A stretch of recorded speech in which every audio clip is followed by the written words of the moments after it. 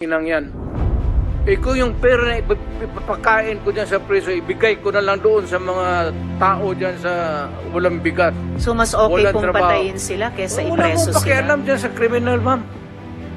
So thank you for Akong making that of record. pakialam sa kriminal kung saan silang impernong gusto nilang pumunta. Well, Mr. Chair, for the Eh, record, you make your own history in this planet. Presidente ako. Nagagastos ako sa gobyerno. Bakit ako magbubuhay sa mga putang inang yan?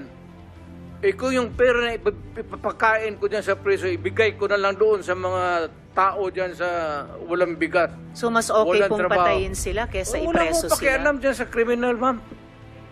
So thank you for making that of Akong record. pakialam sa kriminal kung saan silang impernong gusto nilang pumunta. Well, Mr. Eh, Chair, for the record, you make your own history in this planet. yes, Mr. Yun Chair. ang gusto nilang mangyari.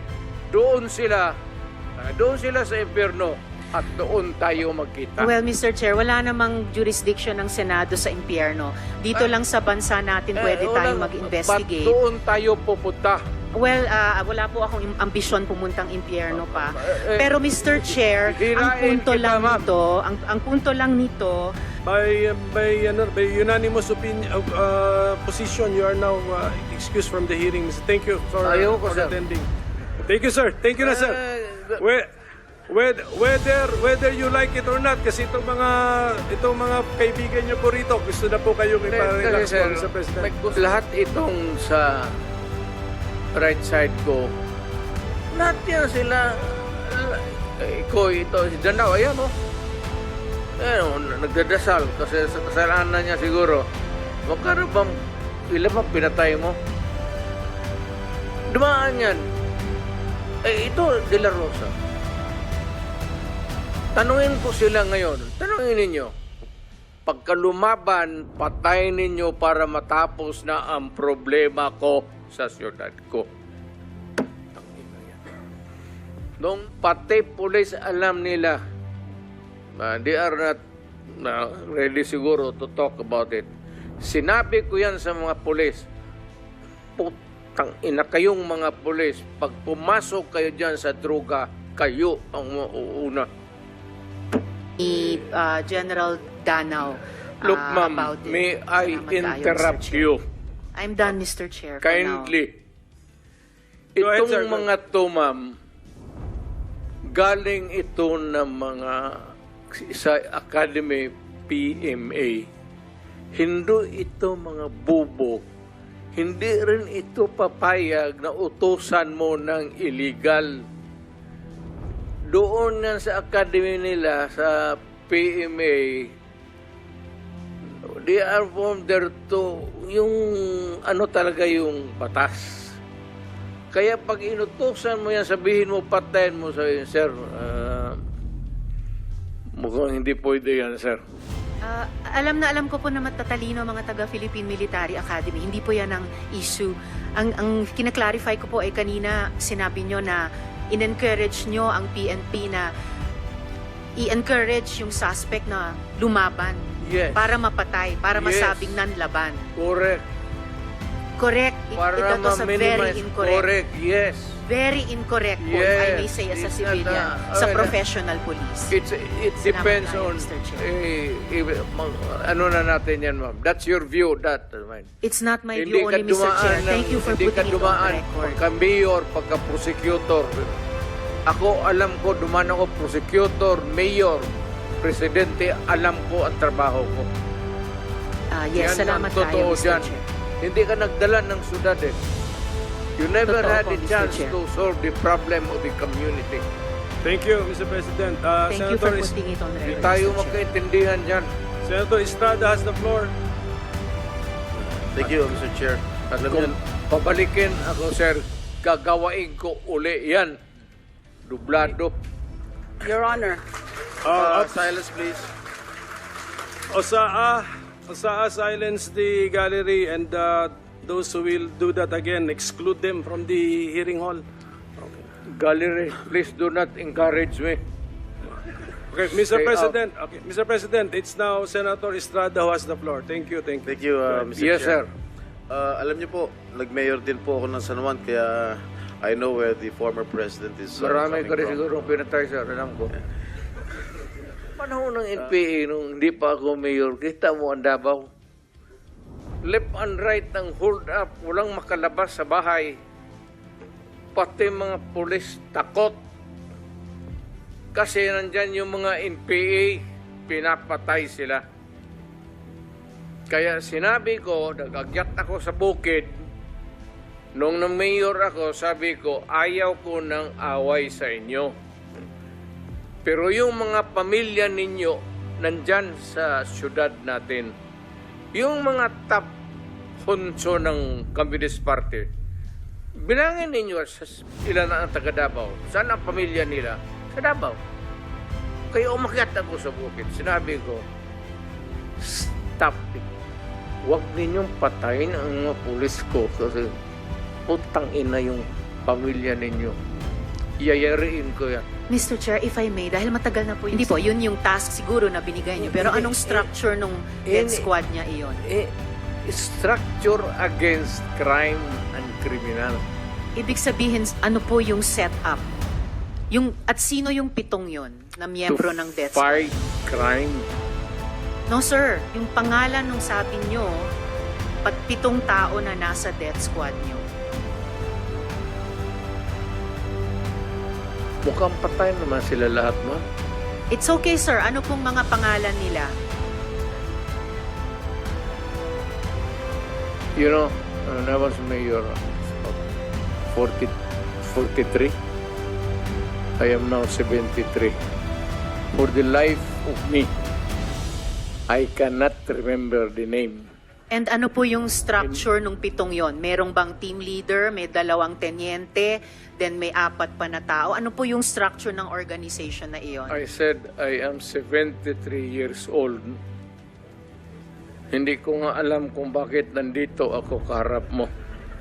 Sir, I'm sure alam nyo kung bakit kayo nandito. In fact, kayo po yung nagsalita ng pinakamarami sa resource persons. Well, may reward po ba yung pitong iyon sa death squad? Kung civilian yon, yung sinabi nyo na death squad nyo na 7 tao, may rewards po ba yung 7 taong iyon kapag nakakapatay sila? Ay, hindi ma'am, mayayaman yung mga maraming gago na mayayaman sa Davao.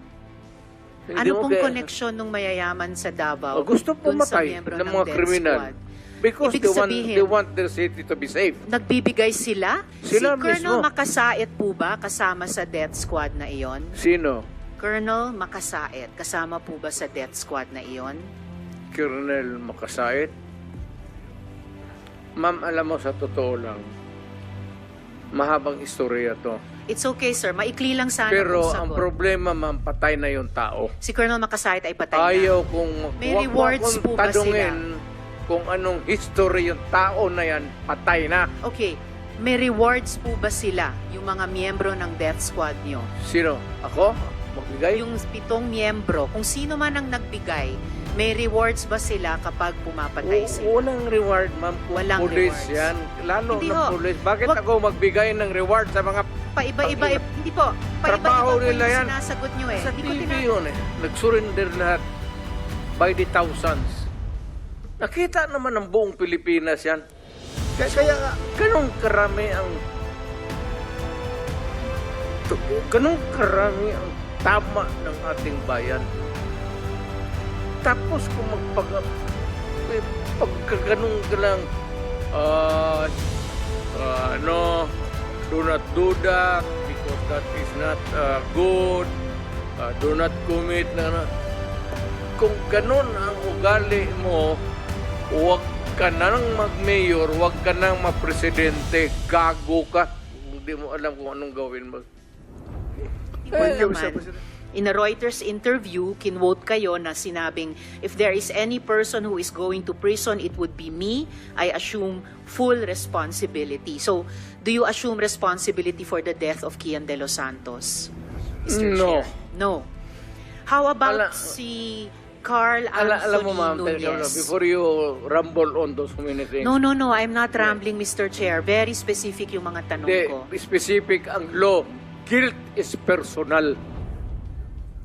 Tanong ka muna ng abogado. Okay lang po. Kayang-kaya kong magtanong sa abogado. Sige, tanong ka itanong muna ko ngayon po. before we proceed. No. Hindi tayo I magkakaintindihan have prepared dito. these questions with my Guilt legislative is staff. personal.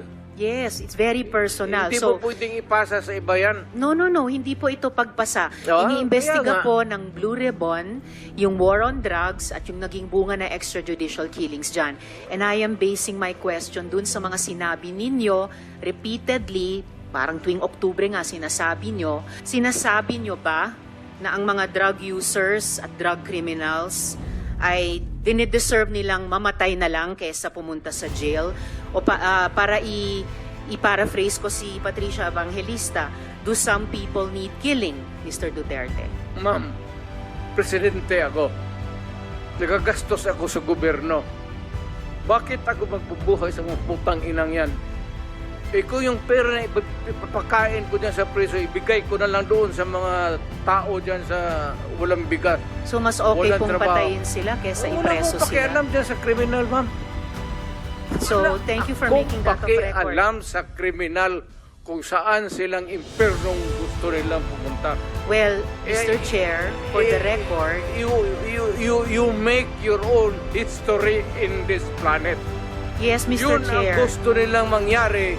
Doon sila sa impyerno at doon tayo magkita. Well, Mr. Chair, wala namang jurisdiction ng Senado sa impyerno. Dito lang sa bansa natin pwede tayong Ba't mag-investigate. doon tayo pupunta? Well, wala po akong ambisyon pumuntang impyerno pa. Pero Mr. Chair, ang hirain punto kita, lang ma'am. nito, ang punto lang nito, Bigyan ko yan sila. Ayan, buhay yan. Bigay ako sa kanila 50 mil. Gasolina. Pagdating mo doon, patayin mo. Ha? Kanino kay Presidente? Until now, sir. Okay. Until can now. Can we excuse the President? Okay. Sige, Mr. President, by unanimous position, you are now excused from the hearing. Mr. Thank you for Ayoko, sir. attending. Thank you, sir. Thank you na, sir. Whether you like it or not, kasi itong mga kaibigan niyo po rito, gusto na po kayong ipa-relax po, Mr. President. Ito na kasi yung forum na maybe binigyan ako ng panahon